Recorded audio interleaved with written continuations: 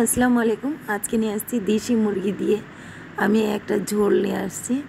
তো এটা দেশি মুরগিটা পুড়িয়ে নেব। তারপরে এখানে আমি লবণ আর লেবু দিয়ে চিকেনটাকে ধুয়ে নিয়েছি।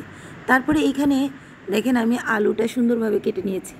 তারপরে এইখানে নিয়েছি আদা, রসুন, পেঁয়াজ আর হলো লাল মরিচ, কয়েকটা লাল মরিচ আমি পেস্ট করে নিয়েছি, পেস্ট করে নিয়ে ব্লেন্ডারে।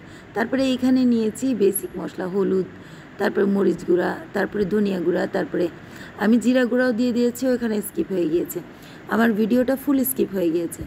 তারপরে আমি যতটুকু আছে দেখানোর চেষ্টা করেছি। তারপরে এখানে দিতে হবে সরিষার তেল, যেহেতু আমরা দেশি মুরগি রান্না করছি সরিষার তেলই পারফেক্ট। তারপরে এটা মাখিয়ে আমি দমে বসিয়ে দেব আধা ঘন্টার জন্য, দমে হালকা আছে। তারপরে দেখবেন যে খুবই সুস্বাদু একটা রেসিপি আপনার তৈরি হয়ে যাবে, গ্রামে যেভাবে তৈরি করে।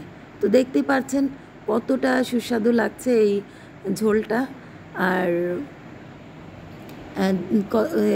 মাঝখানে আমার ভিডিও আবারও বলছি স্কিপ হয়ে গিয়েছে, যতটুকু আছে দেখানোর চেষ্টা করেছি। আমি দ্বিতীয়বার আমি ফুল রেসিপিটা দিয়ে দিব।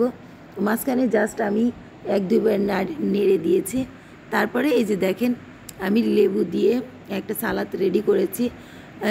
লেবু, তারপরে শসা আর এটা ধনিয়া পাতা ব্লেন্ড করে তারপরে শসা দিয়ে তারপরে আমি এটা এভাবে পরিবেশন করেছি। তো কেমন লাগলো? আল্লাহ হাফিজ।